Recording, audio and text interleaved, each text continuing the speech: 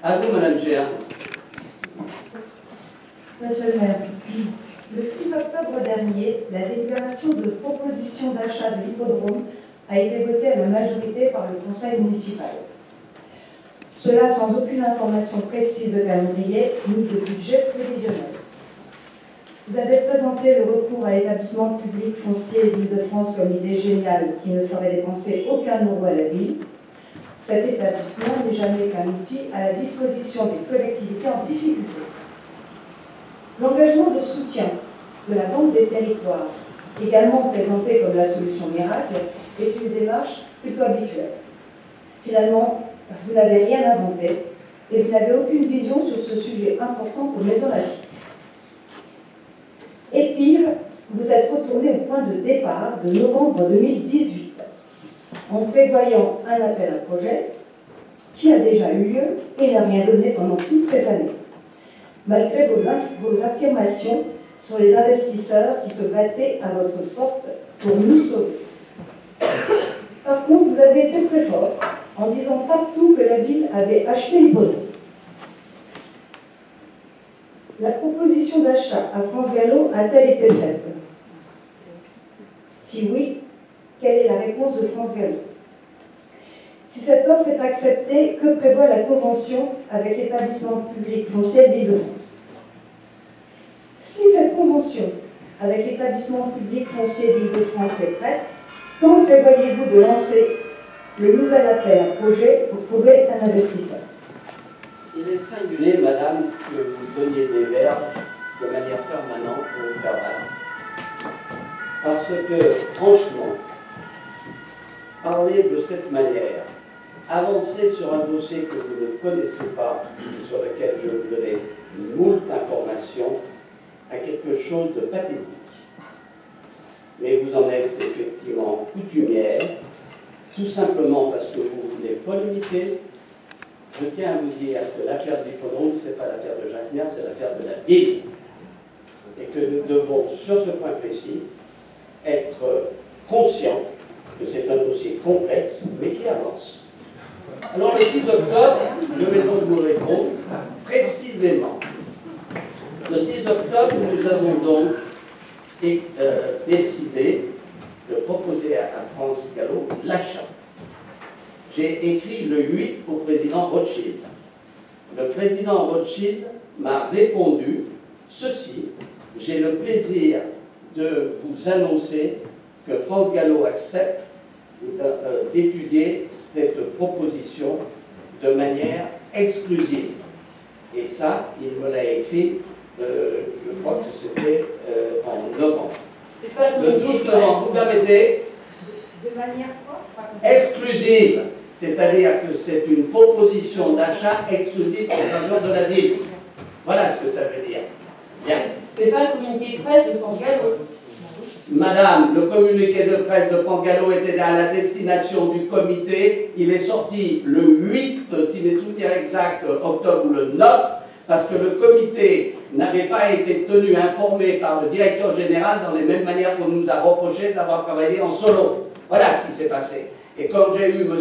Deloy à ce propos, je dis, si j'ai bien compris, tu as fait effectivement un communiqué pour le comité. Il m'a dit, oui, c'est exactement ça. Et donc il y a eu un comité qui a eu lieu après, où il a expliqué qu'effectivement, avec la ville de Maisons-Laffitte, ils allaient vers un achat par la ville de Maisons-Laffitte. C'est aussi simple que ça. Alors cessez d'épiloguer sur des choses qui étaient faits réels. Alors le 12 novembre, donc, France Gallo a demandé à la ville un certificat d'urbanisme qui a été délivré le 25 novembre. Je vous rappelle que lorsqu'on achète ou on vend effectivement quelque chose, il y a la délivrance d'un certificat d'urbanisme, chose qui a été faite. Ensuite, avec l'EPFIF, nous avons eu une réunion le 10 novembre, nous sommes ici dans cette salle, et nous sommes allés ensuite visiter l'hippodrome avec notamment pour effectuer une évaluation technique. Et c'est ainsi qu'il y a eu notamment, le directeur régional de l'EPFIF m'a donc écrit le 30 novembre en disant « Cette accusation peut en effet être réalisée à travers la convention qui nous lie ». C'est aussi simple que ça. Alors cessez d'affabuler, ce dossier avance, il est complexe. Il est d'une rare complexité, et je peux vous dire que ce n'est pas simple. Et là, l'EPFIF est en train de négocier maintenant avec France Gallo pour justement racheter, et c'est l'EPFIF qui lancera, parce qu'il y a un problème majeur à résoudre, comme vous pouvez vous en douter, c'est le désamiantage. Et là, donc, nous avons, et c'est ce qui va être fait par l'EPFIF, et qui va supporter ce coût-là. Et c'est la raison pour laquelle il y a eu, effectivement, il y a déjà quelques jours, une mission d'évaluation de ce qui était les problèmes relatifs à l'amiante. Et c'est pas simple, c'est le seul hiatus, il est là. Il est sur le désamiantage, c'est-à-dire la possibilité effectivement, une fois que c'est désamianté, de remettre ça sur le marché avec des investisseurs. Alors, contrairement à ce que vous venez de dire, Madame Géin, l'EPFIF n'est pas là pour venir en aide aux villes qui sont en difficulté. Il est là pour soutenir dans des opérations foncières. L'EPFIF vient justement de terminer l'opération avec nous, qui est notamment la construction sur l'îlot Citroën. Il a donc porté le foncier et il le fait. Nous avons avec l'EPFIF une convention qui au total c'est 30 millions d'euros qu'il met à la disposition de la ville pour pouvoir faire un certain nombre d'opérations. Donc Madame Géin, quand on ne sait pas, on se garde de polémiquer comme vous le faites parce que c'est tout à fait lamentable ce que vous avez dit et écrit. Merci. Et sur l'appel à projet. L'appel à projet va venir une fois. L'appel à projet, s'il vous plaît. Mais vous permettez, il va venir immédiatement quand on aura désamianté. On ne peut pas permettre à des entreprises de s'installer dans des locaux qui ne sont pas désamiantés. Donc ça vient, et je peux vous dire qu'il y a un certain nombre de gens, parce que l'AMI, contrairement à ce que vous dites, a montré qu'il y avait beaucoup d'intérêt pour ce site, mais qu'il fallait le désamianter au préalable. C'est aussi simple que ça. Et le cèdre qui permettait... Ce que je ne comprends pas, Monsieur le maire, c'est ça apparaît brusquement. Qu'est-ce qui apparaît brusquement? Déjà par le fait que le désamiantage bloque l'appel à projet. Madame, vous découvrez la vie, c'est moi qui parle. Vous avez déjà fait l'appel à projet sans vous soulever ce problème de désamiantage, et maintenant vous me dites que vous ne pouvez pas lancer l'appel à projet parce qu'il faut d'abord le désamiantage. Il a toujours été dit, notamment dans l'AMI, parce que l'AMI, je vous appelle, c'est un appel à manifestation d'intérêt. Ce n'est pas, et beaucoup de gens qui ont proposé, si Philippe Bouvier était là, il vous le dira encore mieux que moi, qui ont proposé, qui étaient intéressés par ce site, ont toujours dit, il y a quand même un problème au préalable, il faut désamianter. Et donc ça, c'était inscrit, nous le savons, simplement, si vous avez lu, puisque je l'ai diffusé, notamment l'estimation et l'évaluation des domaines, ils ont chiffré l'évaluation du désamiantage à environ 4 à 5 millions d'euros. On ne le sait pas avec une très grande certitude, parce que pour l'instant, justement, l'EPFIF va lancer une évaluation technique du désamiantage et va lancer l'opération de désamiantage. C'est ce qui va se passer et j'ai l'engagement, effectivement, de l'EPFIF à cette fin.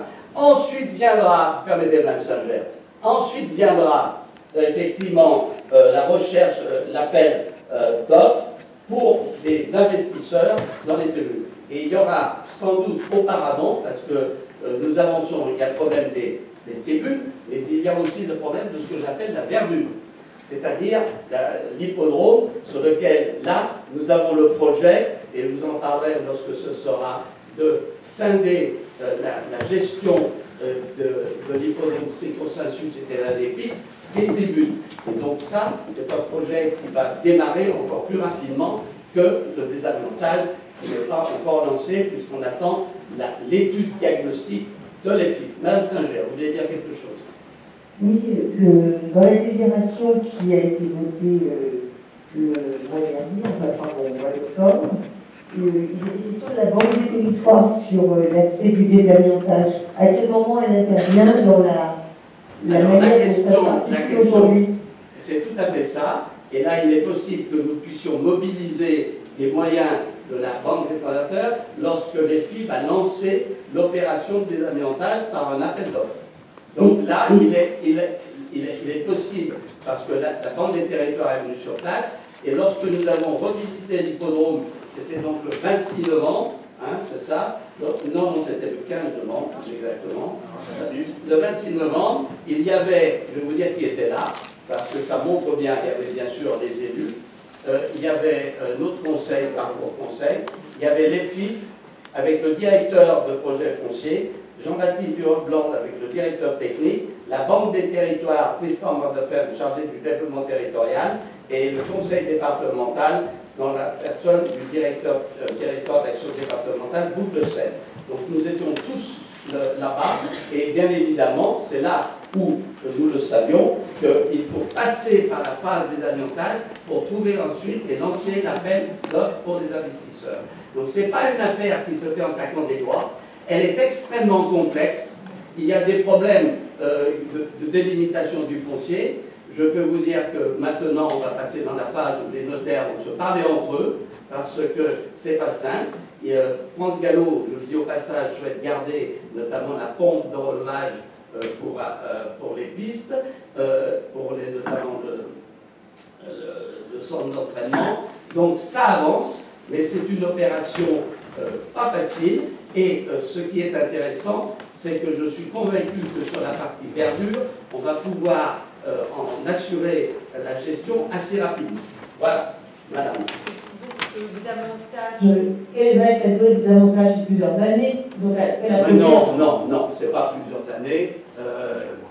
Alors je vais vous dire franchement, je ne sais pas exactement combien ça durera, mais ce n'est pas plusieurs années. Ce que nous savons, c'est qu'il faut le faire, qu'il y a de l'amiante, alors tenez-vous bien, non seulement dans les sols, mais ça on peut en recouvrir, mais y compris dans les embranches des huisseries. Vous voyez? Et donc là, on est obligé de passer par là. Et donc France Gallo, alors on met en place, pour rien vous cacher, pour conclure la vente, une chambre des données, dans laquelle il y aura tout un tas de renseignements sur lesquels on va accuser. Nous demandons à France Gallo, bien sûr, de nous dire où il en est dans les avantages, parce que pour l'instant, ils n'ont pas donné toutes les informations qu'ils ont. Et donc, c'est quelque chose qui roule, mais c'est pas facile dans la mesure où c'est une opération complexe.